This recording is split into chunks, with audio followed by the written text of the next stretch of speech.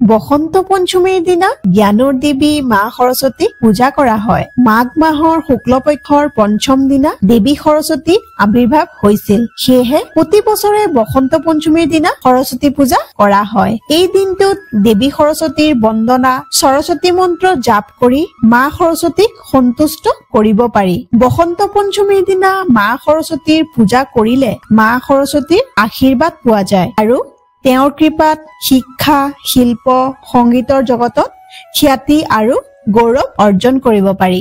নমস্কাৰ প্ৰিয় দৰ্শক, আপোনালোক সকলোৱে চাই আছে আপোনালোকৰ মৰমৰ চেনেল আমাৰ নিয়ম। আপোনালোক সকলোকে আমাৰ নিয়ম চেনেললৈ স্বাগতম জনাইছো।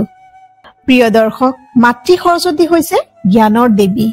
তেওঁৰ আশীৰ্বাদেৰে আমি জ্ঞান লাভ কৰো আৰু শিক্ষাত সফলতা লাভ কৰো।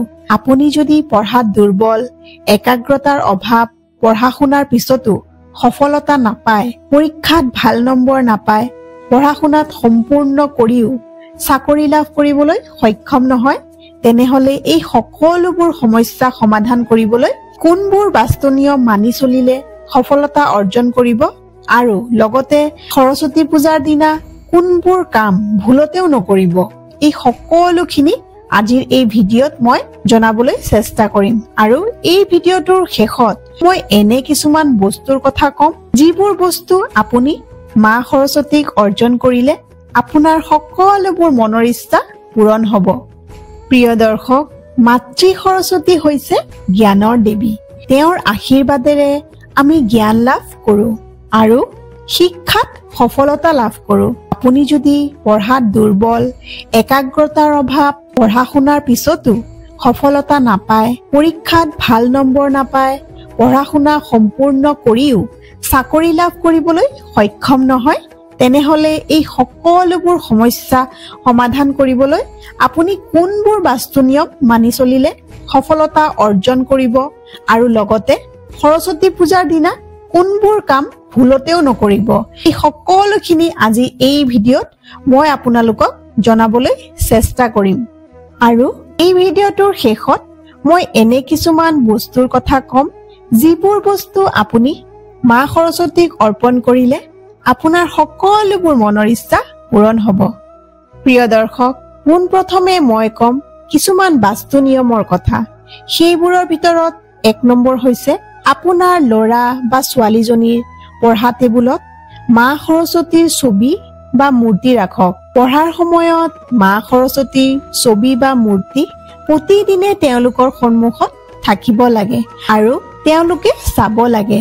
ইয়াৰ ফলত তেওঁলোকৰ একাগ্ৰতা আৰু জ্ঞান বৃদ্ধি পাব আৰু শিক্ষাৰ ক্ষেত্ৰত তেওঁলোকে সফলতা লাভ কৰিব।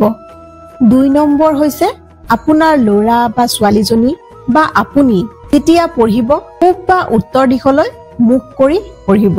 বাস্তুমতে এইটো এটা ভাল স্থিতি। যদি আপুনি এনে নকৰে তেনেহলে সৰস্বতী পূজাৰ দিনৰে পৰা এনে কৰিবলৈ আৰম্ভ কৰক। 3 নম্বৰ হৈছে পঢ়া শুনাত কঠোৰ পৰিশ্ৰম কৰিও যদি আপুনি ভাল ফলাফল পোৱা নাই, তেন্তে পশ্চিম দিশত বহি পঢ়া আৰম্ভ কৰক। এই প্ৰতিকাৰ কৰিলে আপুনি নিজৰ কঠোৰ পৰিশ্ৰমৰ সমানুপাতিক ফলাফল পাব। 4 নম্বৰ হৈছে আপুনি য'ত অধ্যয়ন কৰে তাত অধ্যয়ন টেবুলৰ ঠিক সন্মুখত কোনো বেৰ থাকিব নালাগে। বেৰ আৰু অধ্যয়ন টেবুলৰ মাজত পৰ্যাপ্ত মুক্ত ঠাই থাকিব লাগে। যদি আপুনি তেনেকুৱা নকৰে তেন্তে সৰস্বতী পূজাৰ দিনটোৰ পৰাই এনে কৰিবলৈ আৰম্ভ কৰক। এনে কৰিলে আপুনি শিক্ষাত সফলতা লাভ কৰিব। 5 নম্বৰ হৈছে যদি আপুনি পঢ়া শুনা সম্পূৰ্ণ কৰি চাকৰি এটা বিচাৰিছে তেন্তে উত্তৰ দিশত বহি প্ৰস্তুতি চলাওক। এনে কৰিলে আপুনি চাকৰি এটা পোৱাত সফলতা লাভ কৰিব। 6 নম্বৰটো হৈছে আপোনাৰ অধ্যয়ন কক্ষটো যদি পশ্চিম বা দক্ষিণ পশ্চিম দিশত থাকে তেন্তে ই আপোনাৰ বাবে বহুত ভাল। কোঠাটোত পাতল বগা বা পাতল ক্ৰীম ৰং আপুনি ব্যৱহাৰ কৰিব পাৰে। ইয়াৰ ফলত আপোনাৰ একাগ্ৰতা বৃদ্ধি পাব। 7 নম্বৰ হৈছে সৰস্বতী পূজাৰ দিনৰে পৰা আপোনাৰ কোঠাত এখন ভিজন বোৰ্ড ৰাখক, য'ত আপোনাৰ ভৱিষ্যতৰ লক্ষ্য লিখা থাকিব। ইয়াৰ দ্বাৰা আপোনাক সফলতাৰ বাবে প্ৰেৰণা যোগাব। 8 নম্বৰটো হৈছে আপোনাৰ অধ্যয়ন কৰা টেবুলখন আয়তাকাৰ হলে বহুত ভাল। ইয়াৰ ওপৰত কিতাপৰ স্তূপ নকৰিব। আপোনাৰ পঢ়া টেবুলখন যিমানেই পৰিষ্কাৰ হ'ব সিমানেই ভাল। এনে কৰিলে ধনাত্মক আৰু একাগ্ৰতা বৃদ্ধি পায়। খেলিমেলি থকা কোঠা এখন আৰু খেলিমেলি থকা টেবুলে নেতিবাচকতা বৃদ্ধি কৰে, যাৰ বাবে কোনোবাই অধ্যয়নত মনোনিৱেশ কৰিব নোৱাৰে আৰু সফলতা আঁতৰি যায়। প্ৰিয় দৰ্শক, এতিয়া জানো আহক সৰস্বতী পূজাৰ দিনা কোনবোৰ কাম আপুনি ভুলতেও নকৰিব। তাৰে ভিতৰত 1 নম্বৰ হৈছে বসন্ত পঞ্চমীৰ দিনা গছ-গছনি কেতিয়াও কাটিব নালাগে, কাৰণ সৰস্বতী পূজাৰ দিনাৰ পৰাই বসন্তৰ বতৰ আৰম্ভ হয়। সেইবাবে এই দিনা গছ-গছনি কাটিলে বিভিন্ন সমস্যাৰ সন্মুখীন হ'বলগীয়া হয়। 2 নম্বৰ হৈছে নীলা কাপোৰ পৰিহাৰ কৰক। শাস্ত্ৰমতে বসন্ত পঞ্চমীৰ দিনা নীলা কাপোৰ পিন্ধিলে মা সৰস্বতীৰ খং উঠে, যাৰ ফলত আপোনাৰ কেৰিয়াৰত বাধাৰ সৃষ্টি হয়। 3 নম্বৰটো হৈছে সৰস্বতী পূজাৰ দিনা মাছ, মাংস আৰু মদ খাব নালাগে। বসন্ত পঞ্চমীৰ পবিত্ৰ উৎসৱৰ ভিতৰত অন্যতম। এনে পৰিস্থিতিত এই দিনটোত মাছ, মাংস, মদ সেৱনৰ পৰা আঁতৰি থাকিব লাগে। যদি আপুনি এনে নকৰে তেনেহলে মা সৰস্বতীৰ খুব খং উঠে আৰু আপোনাৰ সুগঠিত কেৰিয়াৰ নষ্ট হ'ব পাৰে। 4 নম্বৰটো হৈছে স্নান নকৰাকৈ খাদ্য নাখাব। বসন্ত পঞ্চমীৰ দিনা স্নান কৰি সৰস্বতী দেৱীক পূজা কৰিহে খাদ্য গ্ৰহণ কৰিব লাগে। সম্ভৱ হলে এই দিনটোত আপুনি ফল আহাৰো গ্ৰহণ কৰিব পাৰে। আৰু 5 নম্বৰটো হৈছে মিছা কথা কোৱাৰ পৰা বিৰত থাকক।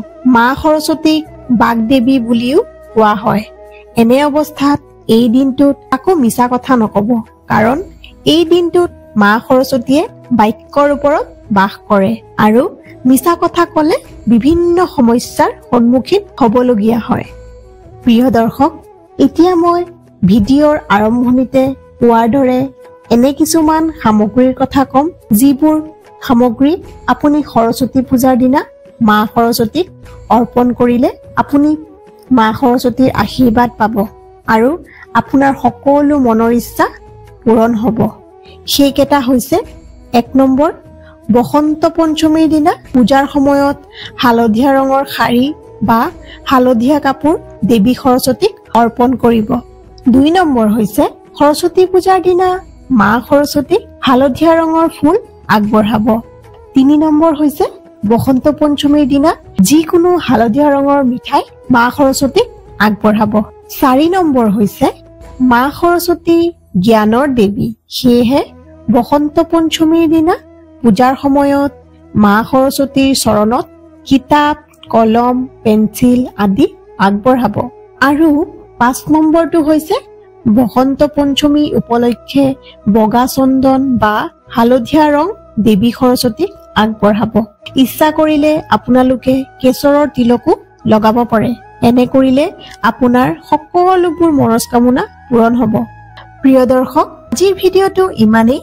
ভিডিঅ'টো ভাল লাগিলে এটা লাইক, শ্বেয়াৰ আৰু কমেণ্ট কৰিব। আৰু চেনেলটোত যদি নতুনকৈ আহিছে তেনেহলে চেনেলটো এতিয়াই ছাবস্ক্ৰাইব কৰি দিব। নতুন এটা ভিডিঅ'ৰ সৈতে পুনৰ লগ পাম। ধন্যবাদ।